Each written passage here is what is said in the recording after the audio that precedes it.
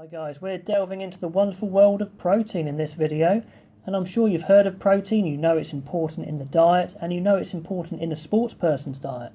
But really, have you thought about how many different jobs it does? I mean, protein is amazing. It's incredibly abundant in all organic molecules, including ourselves, and it's incredibly diverse, as in it does a lot of different things. And it does a lot of different things by being able to be in lots of different structures and formations, much more so than our fibre, than our carbohydrate and our fats. So a really amazing molecule.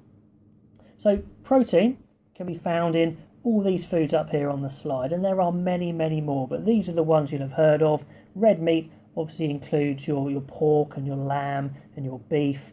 Fish and chicken are very popular when we're talking about sports diets. When we go on to building nutrition plans and diet plans, we'll talk more about why, but essentially it's because they're low fat.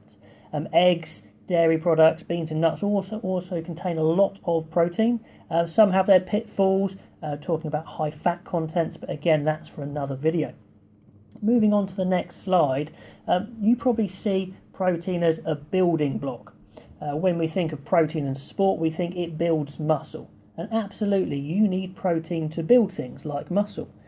You probably will have studied already that in your muscles you've got actin and myosin, filaments of protein that work together and slide over each other to create muscle contraction. So clearly, eating protein and building a muscle using protein is incredibly important. However, many other things are built as well.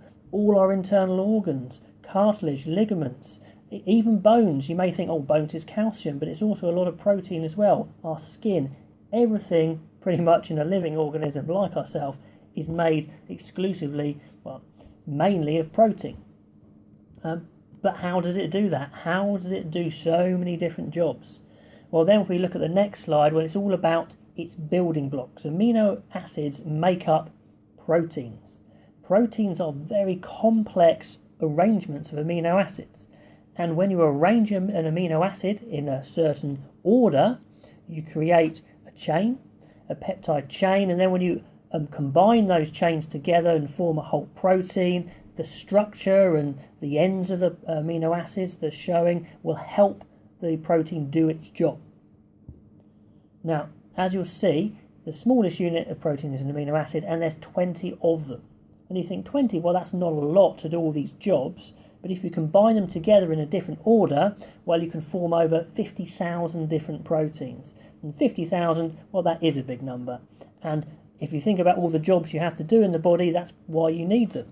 I mean, for example, and this is what you'll look into in more detail or research into for your merits and your higher grades, as to what these proteins do, but essentially they catalyse reactions. That's an enzyme, if you've heard of those. So proteins form enzymes and they make things happen in the body essentially. For example, you've got salivary amylase in your saliva. We talked about the digestive system, and that is the beginning point of digestion. If you have starch in your mouth, say like pasta or potato, that salivary amylase will actually start to break it down into glucose. Hormones as well are formed with proteins. A popular hormone that you will have heard of is insulin, and that's very relevant to sport because it regulates your blood glucose level. And also it does build structures, as we talked before, but also it acts in defence. Our antibodies that attack foreign bodies coming into the system that could be dangerous, that prevent infection, they are formed through proteins as their building blocks. So absolutely amazing. And another one that we come across a lot in sport is hemoglobin. Hemoglobin is a protein. It's actually made of 4 different polypeptide chains, and these chains are linked together in a certain structure. And overall there's 574 amino acids in there to carry oxygen in the blood. So absolutely amazing, the complexity of these structures formed through amino acids that you get from eating and digesting and breaking down protein. So absolutely amazing. So going back to the amino acids, well, the 20 of them can be divided up. And you can see here we've got essential and non-essential. Now, it doesn't mean you don't need the non-essential ones. It just means that the essential ones you have to eat. Okay, you cannot make them. So we're not going to say all the names down there, but you have to make sure they're in your diet.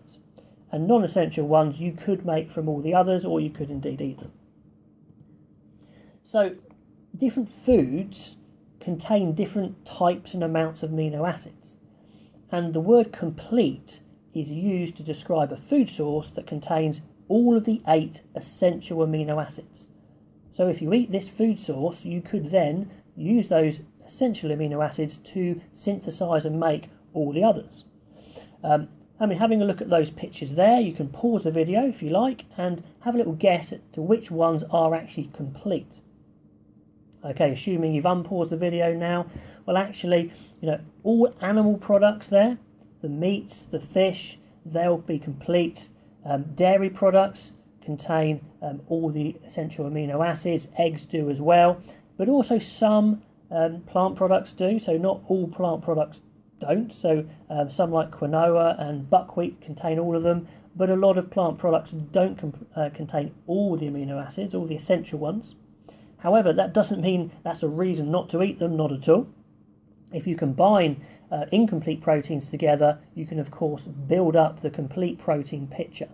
And sometimes 2 foods together are called complementary proteins, and if you put them together, you get all 8 complete, all 8 essential amino acids. So if you were hungry, you could have rice and beans, hummus in a whole grain pitta, and you'd actually get all the essential amino acids anyway. So don't think you just are looking for the complete amino acids. And finally, just moving on to the diagram you may have seen before, when you digest protein, for example there we've got a nice juicy steak, go through the digestive system, which we have described before, you will break it down eventually into amino acids. Now I say eventually because some proteins take a long time to digest, for example our red meat there. And when we go on to design our diets and our eating plans, you're going to have to factor that in, so that's really important. We think about that at a later stage though. Those amino acids go to the liver. The liver is our factory, it's our chemical factory, and it builds all our proteins, which is why we've got to look after our liver. So if you drink too much alcohol, you can destroy your liver, and you only have one of them, so you tend to die.